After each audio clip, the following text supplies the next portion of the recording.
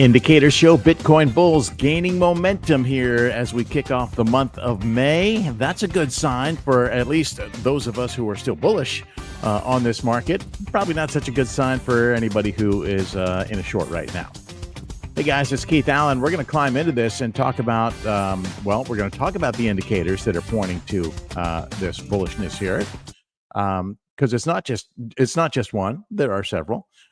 So we'll look at that technical analysis, and we'll look at really um, a broader perspective, because even though we're getting these signals that are telling us that this is that bulls appear to be in control, this is not a automatic up only or path to all-time high scenario. The market's still going to move in both directions. But I do think that at the moment, bulls are showing clear signs of control. So we're going to look at really where we could be expecting resistance, where the strongest resistance is in the chart, technically speaking. We'll also look at where it is liquidity, based on liquidity that we see in the order book. And we're going to look at what the potential invalidation levels are, so that you have a view of where things might be leveling off here locally, and where things could go wrong in terms of moving against us. Before we start, just want to let you know, live chat is open. Always appreciate having you guys with me. Hey, Craig, good morning. Good to have you with me. I appreciate you. If you have questions, I will always do my best to answer them. If you have comments, if you have insight, we really, really, really enjoy hearing that. So please share. If you are not in a situation where you can engage with the live chat, then by all means leave a comment. If you're watching on X or watching a recorded version of this, leave a comment. I always come back and engage with those later in the day. So by all means, if you haven't done so yet, do me a favor, smash the buttons, especially hit that like and subscribe, and help us grow this channel. That is the name of the game here. We got to get the algos working in our favor. Finally, at like hitting a mere 500 on this channel, putting a lot of effort into this. So I hope that you guys appreciate it. And I certainly appreciate the support that you guys will be, that you have been sharing me. Great. Will we be staring at your heat maps today? We will be looking at that, among other things. We've got some pretty awesome looking indicators here. And I should add that, these long signals that I'm seeing aren't just on Bitcoin. We're seeing it on the S&P 500. We're seeing it on the NASDAQ. So this really gives me more conviction about where things are going. Any thoughts on the 100-day simple moving average, 200-day simple moving average crossing? We'll look at those things as well. I am a big believer in those key moving averages, and I also utilize the simple moving averages myself. So let's climb in. The first thing I want to look at here today is what is happening in really across the board with markets. So let's go ahead and share this. This is my indexes chart here. I gotta say, our chat, by the way, the Telegram chat for material indicators is just blowing up today. So I'm going to try and keep this one brief so I can get back to that.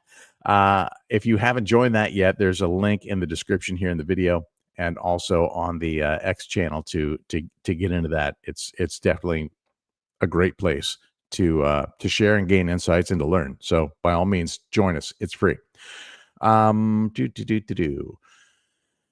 Here we go. First things first. This is, as you can see up top, we have our Bitcoin chart. This is the monthly. They're all set to the monthly. Bitcoin, S&P 500, Dow Jones, and NASDAQ. 3 of the 4 showing long signals on trend precognition. We actually have both algos showing it here for the S&P and for the NASDAQ. Looks like the Dow Jones not necessarily there yet, but let's see something. Excuse me, I gotta peek past my screen. But the A1 algo pointing towards a long, potentially long signal, potentially developing here, and that would, reveal itself probably next month or at the end of this month. Sorry, that button is hidden. This is the one I want to look at the most, though. Of course, it's Bitcoin, right? So let's look at what's happening here. Similarly, we don't have a signal from the A1 algo down here, but yesterday I told you we needed to be watching this line right here, the A1 slope line. It was nearly horizontal, slight uptick to the bullish momentum side, and at the monthly close / open, we saw an increase in the trajectory of this line. This indicates an increase in momentum, an increase in the velocity of that momentum from where we were. Possibly more importantly, we have the A2 plus algo, this arrow right here. And historically, these have been rock solid signals. Now, every signal is prone to invalidation, right? There are plenty of things that can invalidate. And gosh, in this market, my God, we have a situation. We have a situation here. We have a situation where we happen to have a president who feels like he can do whatever he wants, say whatever he wants, do whatever he wants, and regardless of what those things do to the markets. But he is savvy and he knows how to manipulate. And if he does or says something that threatens the market and his integrity or standing, I don't know that he has any integrity, but whether it threatens his reputation and his ego, well, he's going to come out and say something or do something that are going to make that correction. So at the moment, we have, what this signal says, by the way, isn't necessarily that it's up only. And it doesn't necessarily say that we're going to see a new all-time high this month. What it is saying technically and very specifically is that price this month, Bitcoin price, is not likely. There's a low probability that it will go below last month's low. In other words, the local low is in. How long this lasts remains to be seen because, the wide swings that we could see in this market happen at the whim of the president. Sad as it is to say, that is what is moving the market these days. Now, Fed Chair Powell potentially wields more power and could certainly have an impact with a rate cut, but we don't believe that rate cut is coming anytime soon. In fact, the probability of seeing a rate cut at next week's meeting, next to nothing. Over 94% of those polled don't think there's going to be any change. And Powell has indicated why, right? There's no clarity on what's going to happen with the economy because of the lack of clarity on this tariff policy and this trade war that is a self-inflicted wound. If we look forward to June, to next month's meeting, even that has dropped off a bit, right? This is fluctuating a little bit right now. A few minutes ago, it was below 60%. So it's going to be interesting. I think personally that we're not going to see this thing really find its footing and have a clear direction on where things are going to go until we have some clarity on what's happening with this trade war. And we're in this 90-day so-called negotiating window. And I would be surprised if every country that is impacted by tariffs has a deal in place within that 90 days. That's a lot of work to do. But, if we start seeing some positive developments with our key trading partners, then the market is going to respond positively to that, I would think. When the actual rate cuts come, Powell is not going to be rushed. He's not going to do it until he sees the data that guides the FOMC to make that decision. Back to the charts here. I want to go to a chart that we've looked at quite a bit here, right? So you got the gist of the fact that this signal came out. And one reason that I like this signal that gives it some added strength here, it's actually a characteristic that we look for. And that is we want these signals to appear right at the candle close. And we like when they have a high probability score, and we like it even more when that probability score increases. And so this signal came in right at to be clear and fully transparent, I was playing pickleball right at the moment the monthly candle closed. But I came home within the hour and saw that we had this new signal. And at that time, the signal was at 45%. At the moment, if you look up here, you see this metadata. It's now at 56%. It's growing. It's increasing in strength. So 56% probability of accuracy at this point and still climbing. Those are positive things. Now, where is some other signs of this bullishness? Well, let's look to the RSI. Weekly RSI doing very well off of a double bottom bounce on a key level that I have marked here on my chart around 41.5. And this is an indication, as you can see historically, that on the weekly RSI, when Bitcoin is trading above this level, we are in an upward trajectory.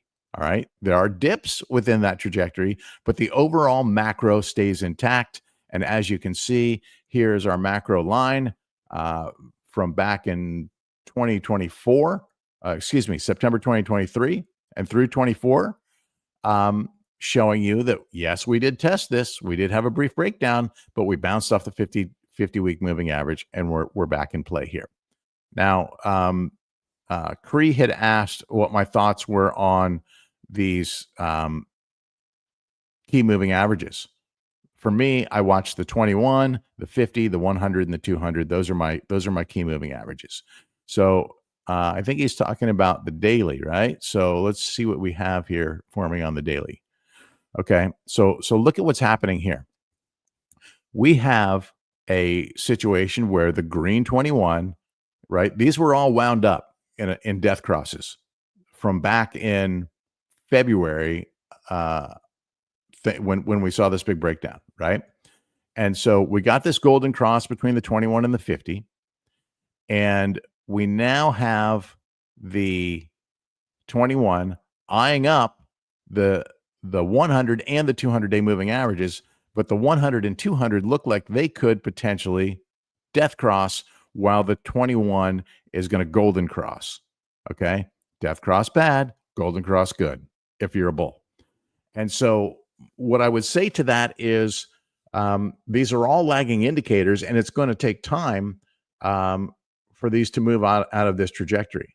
If we zoom into it, right, depending on the velocity of this move, and it seems pretty good at the moment, but we are going to be hitting resistance soon. Depending on how quickly we move up, these could get drug up. If they do cross, if the upward momentum continues, then they will likely unwind in a relatively short amount of time. What we have to watch for is if a rejection from above reverts price and we start heading back down, then we do have that golden cross, and that's a sign that bulls are losing momentum, and that's something we're going to watch very, very closely. Okay, so great thing to bring to our attention, Cree. Let's see. Cree says, I was watching those weekly SMAs today, noticed 100 and 200 crossing very soon in history. Either a drop and then a pump happens, or either a large drop. Super curious. So yeah, that's what we're talking about. So let's look at historically. Did we see them cross while the 21 was golden crossing with them, right? So let's just kind of look back a little bit and see when those death crosses have happened between the blue 100 and the purple 200, and see how the 21 interacts at those moments. Okay, so this isn't something that happens a whole lot, right? So right here, we had all of the moving averages were wound up. This was following a death cross from the 21. They death crossed here. Everything was already in a downward trend, right? So we did not have that golden cross situation, and we also had a dip below. Oh, that was the daily. Excuse me. I'm thinking weekly. I was looking at an RSI reference. That doesn't apply here. Let's look for another occasion where the blue 100-day death crosses with the purple 200-day. Again, these are not common occurrences. It doesn't happen very often. Looks like we had it right here. back in November 2023.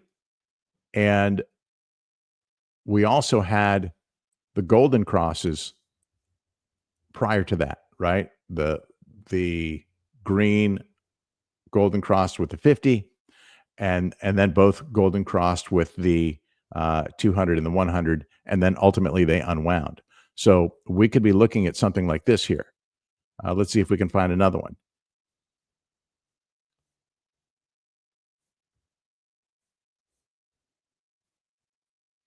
Let's take it back to February 2022. In this situation, we had all of the moving averages were wound up. We had this death cross up here between the 100 and the 200, and the 21 and the 50 were trying to recover, but were rejected. So again, we'll look to see how things develop.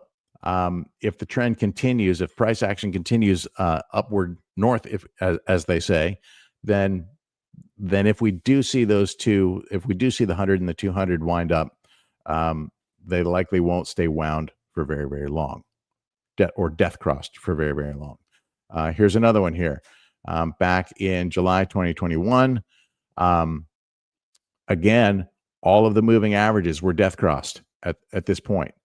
And it was kind of a final straw here. After the fact, we saw the green 21 start unwinding things with golden crosses, and the market corrected itself.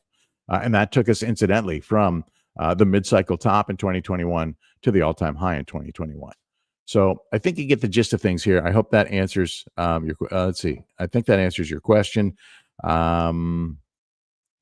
Was looking at February 2022 earlier today. Very interesting zone. Yes. This was again in this situation. February 2022 was the end of the 21 bull market. Right. This was bear market territory. This was our indication. These death crosses. This was confirmation of the bear market. Right. We wound them all up. The 21 crossed the 50, the 100, and the 200. And this right here for me was confirmation that the bear market was in. And then everything else just followed, and it was ugly for a long time. Right. It took years to get out of this. So that's not a scenario you want to see. But this scenario is very different from what we're seeing now, because the shorter term trend is already recovered. So that's what we're watching. And that's what we're watching very, very closely here. All great insight, by the way, and great stuff to bring to our attention, Kriya. I appreciate it. What else looks bullish to me? Well, obviously we have this long signal on the daily as well. Confluence between both algos, the A2 plus arrows and the A1 algo here, showing you both trend precognition algos showing you up on the daily, and that's obviously valid at this point. Another indicator that I've been watching, and another key level that we've been watching, of course, is the 2021 top. And we have recently put together a new indicator that we've been playing with called Timescapes. And this one marks your, well, you can set it to whatever time frame you'd like. But what we're finding to be most notable is the quarterly and yearly opens, and first week of. And so if we take this into here, we have the 2025 open, and this is something that we've been watching and talking about very closely for a while, right? We lost it, and it has been difficult to recover. But in the past 10 days or so, we have retested support here, or resistance, broken resistance, and looking to establish a confirmed RS flip. And quite frankly, we haven't done so yet, because we had all of these wicks below it that to me were signs or indications of weakness, including one just a couple of days ago, right? That wicked through. And now we're recovered. We're showing our first, this is our first daily candle fully above it. We need to start seeing more of them print above it. But if we can stay above this 2025 open, that is very bullish to me. Quite frankly, if we stay above these key moving averages, that is very bullish to me.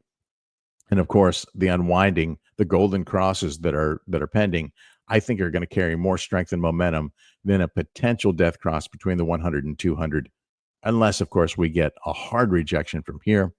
And listen, we don't have to make it through it on the first test, on the first attempt. In my opinion, the consolidations are healthy.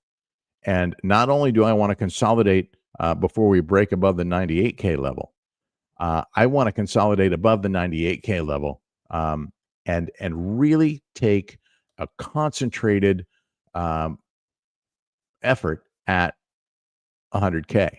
I think 100K is more psychological than it is technical. There's some technical merit to it because we did trade there for a little bit, but really, I think it is more of a psychological resistance than a technical resistance. We've not yet validated an RS flip there. We tried back in December.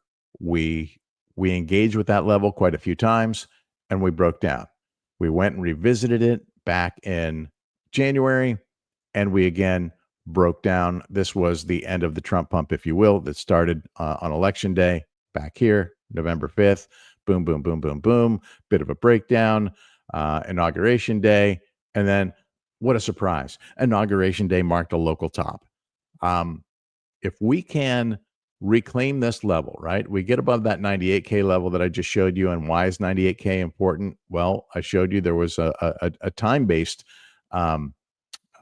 level there, but there's also a lot of confluence here just with standard technical analysis. So that is an important level to me. And we can see that there's also resistance at 100K, as I was mentioning. I was just looking to see if we have another moving average up at that level. We don't. So I want to see us consolidate here in this range. And then when we can work our way above 100K, I want to see, or if I should say, if we can work our way above 100K, then I want to see a consolidation here before we go after the all-time high. Again, straight rips, straight candles tend to not be sustainable without a retest of support. This was a pretty solid move here in a 6-7% candle, but we did retest support here 1, 2, 3, 4, 5, 6, 7 times, right? So hopefully this maintains. Doesn't mean we can't break down, but it does mean that we are not likely to break down at this point. And if we do, this double bottom here around 75 seems like a solid support level.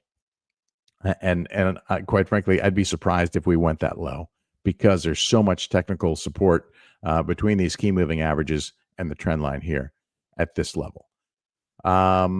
In terms of invalidations, my invalidation would be for this macro would be, breaking down technically, on this monthly signal, it would be a break below this 74.5 level. But if we break through this trend again, if we broke through all of this technical resistance, even down to the 50-day moving average, I'd start having some bigger concerns about where the trend might be going. At the moment, things look pretty damn good. To fire charts we go. And fire charts, you can see we do have some liquidity stacked at that 98K level that supports that theory of technical resistance up there. We can see that there has been some profit taking up at this level a little bit, just a little bit. That's nothing out of the ordinary. In fact, that's something to be expected. I will tell you that I have been taking incremental profits along the way in case of a reversion. And I would say that if we can clear this here at 98K, then 100K comes into focus rather quickly. I would just like to see some consolidation here before we break through it. And if we zoom out, let's zoom out a little bit and see if we have any major, significant moves in liquidity here at the moment. We can see we do have a decent amount of ask liquidity overhead between here and 100K, but this has eroded quite a bit here in the past few days. We got what, 40, 45, 30, 75, 80, 125 or so, 35, 45, 50, 100, let's call it 160 million. This is down about 100 million from where we were just a few days ago. So that means that this liquidity has been eroding. It's been taken. And so I would say there's a real good chance that we can eat that whales will eat through this. And when we get up against this heavier concentration of resistance, that's when I expect to see brown whales, especially buying. Brown whales, the brown mega whales, they make larger orders, but they don't make them as frequently as purple. And that's why we say that purple tends to dominate the Bitcoin price action. And you see they're buying here.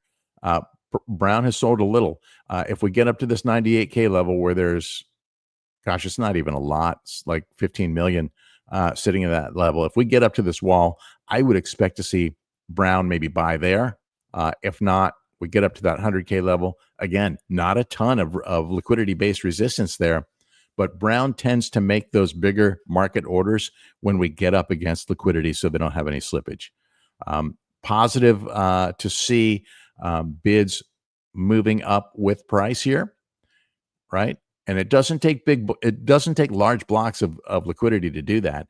It just takes that upward momentum that the algos seem to respond to, and at the moment price is going up. So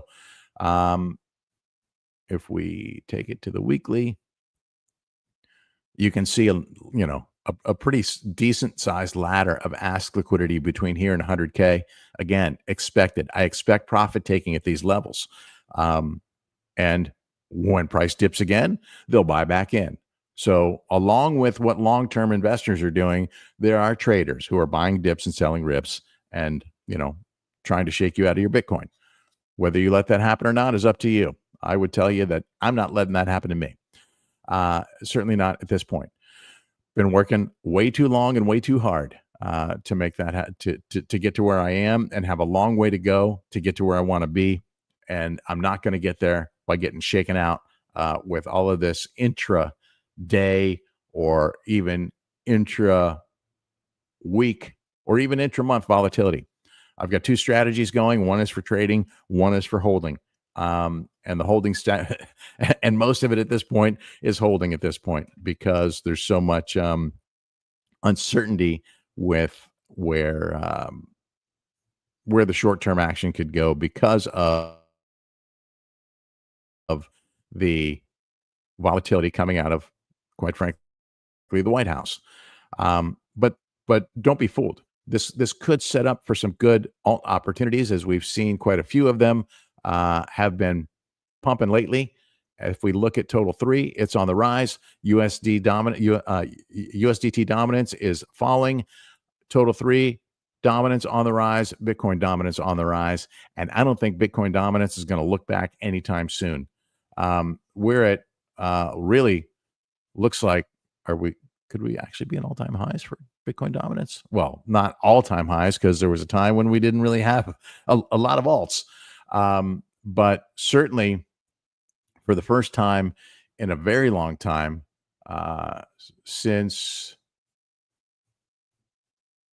back in 2021, Bitcoin dominance is at a high, and that's good to see. And quite frankly, not surprising.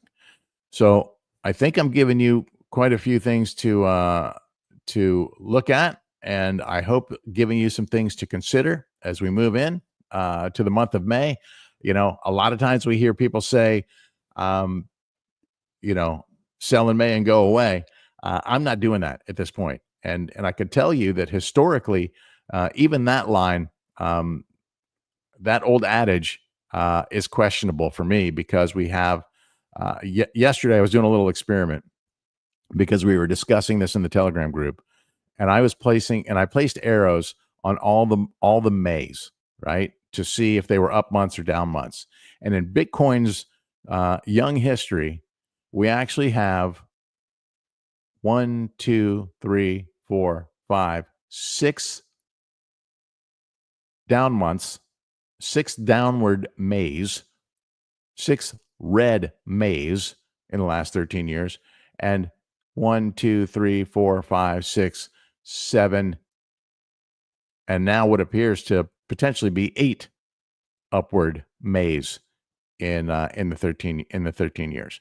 So this one obviously hasn't played out yet, but we have this new trend precognition signal that gives us some pretty good, I would say, at least conviction that this month is going to do well. Now, what happens after this remains to be seen. Summers are notoriously not great months for trading, not great months for the market.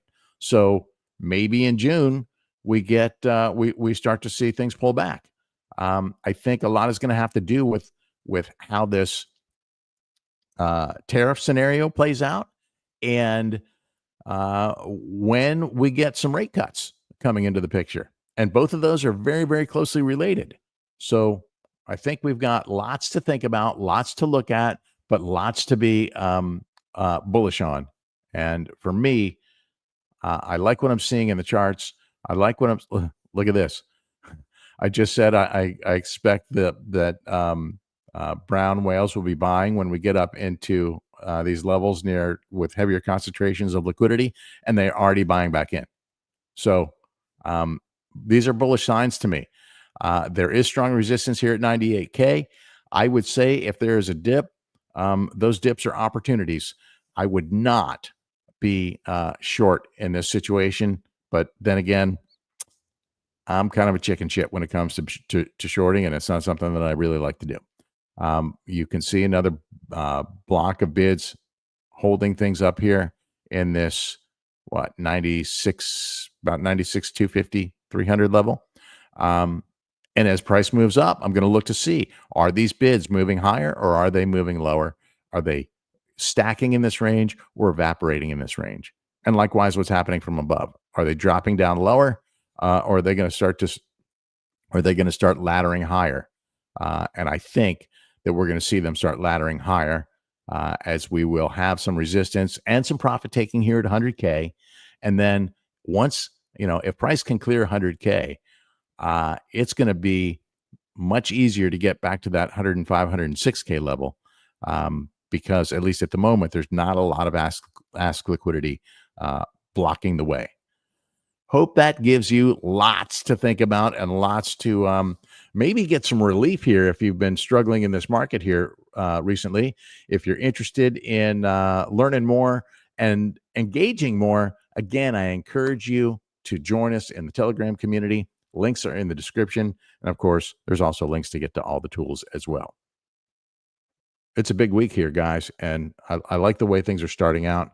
Hopefully, we can continue this momentum through the month of May. With that, I'm going to wrap it here, guys. Thanks again for the ongoing support. If you haven't done so yet, smash those buttons and make sure you subscribe so you never miss a future stream. Thanks, guys. Make it a great day.